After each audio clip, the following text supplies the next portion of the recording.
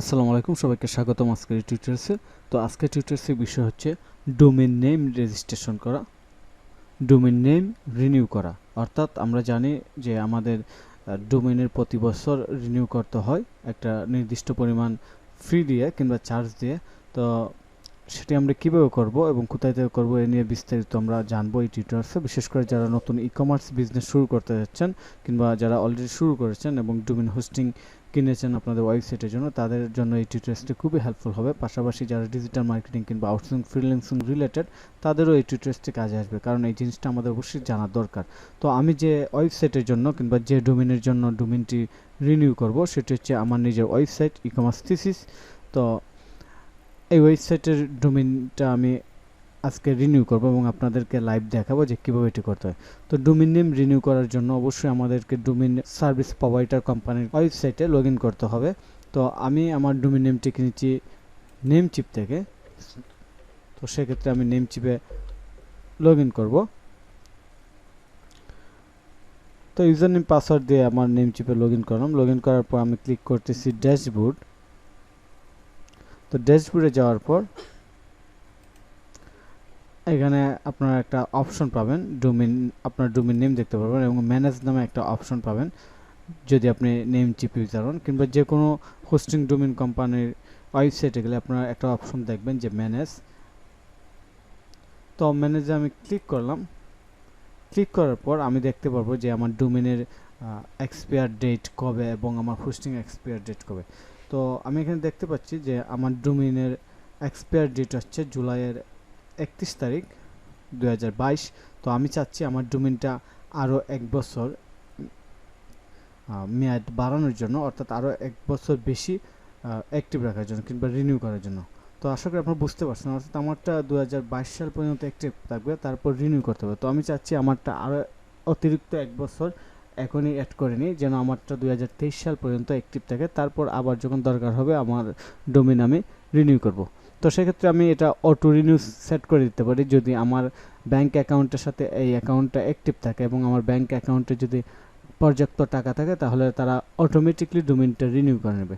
তো সেক্ষেত্রে অনেক ক্ষেত্রে হয় কি, আমরা যারা ইন্টারন্যাশনাল ওয়েবসাইট কিংবা কোম্পানির থেকে ডোমেইন কিনি, তাদের অনেক ক্ষেত্রে হতে পারে যেমন পেনিয়ার মাস্টার কার্ড অনেক সময় অ্যাভেলেবেল ডলার নাও থাকতে পারে কিংবা টাকা নাও থাকতে পারে।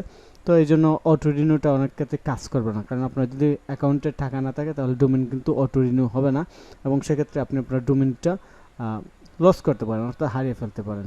তো এই জন্য ম্যানুয়ালি আমি আগে থেকেই অতিরিক্ত 1 বছর অ্যাড করে নিচ্ছি এবং আপনারা শিখতে পারছেন যে আসলে কীভাবে অ্যাড করতে হয়। আমি এখানে ক্লিক করতেছি অ্যাড ইয়ার্স। তো এখানে একটা কথা বলে রাখি আপনাদেরকে, যদি আমার এটা অলরেডি এক্সপায়ার হয়ে যেত, অর্থাৎ আজকে 8 তারিখ, যদি আমার ডোমেইনের এটা এক্সপায়ার ডেট হয়ে যেত, তাহলে এখানে একটা ওয়ার্নিং আসতো রেড কালার দিয়ে যে renew your domain right now, কারণ আমার ডোমেইনটা রিনিউ করতে হবে। তো যাই হোক, আমি অ্যাড নিয়ে ক্লিক করার পর আমাকে এখানে কার্ড পেজে নিয়ে আসছে। তো এবার এখানে দেখাচ্ছে যে ডোমেইনটা কতদিনের জন্য রিনিউ করব, অর্থাৎ এই ডোমেইনটা আমি কতদিনের জন্য রিনিউ করতে চাই। তো এখানে 1 বছর আছে, 2 বছর আছে, আমি চাইলে 5 বছর, 10 বছর, 9 বছর পর্যন্ত অ্যাড করতে পারবো একসাথে সর্বোচ্চ। তারপর আমার কাজ হচ্ছে কনফার্ম পেমেন্টে ক্লিক করা। সো কনফার্ম অর্ডার বাটনে ক্লিক করার পর তারা আমাকে আরেকটা পেজে নিয়ে আসছে। সো আমি এবার পেমেন্ট করার জন্য রেডি। তো জাস্ট ক্লিক করব পে নাও বাটনে, তাহলে পেমেন্টটা হয়ে যাবে। সো আমার পেমেন্ট হয়ে গেছে, এই জন্য তারা আমাকে থ্যাংক ইউ পেজে নিয়ে আসছে।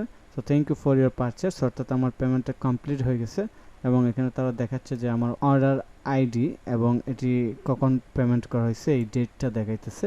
তো এখানে লেখা হচ্ছে যে ইজ কমপ্লিটেড, অর্থাৎ আগস্টের 8 তারিখ আমার পেমেন্ট মেথডটা কমপ্লিট হয়েছে। তো সব কিছু ঠিক আছে। এবার এখানে ডানে আমি চলে আসছি।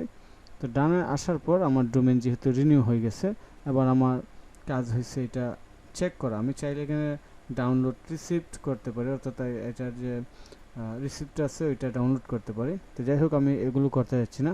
আমি আবার আমার ড্যাশবোর্ডে যাব।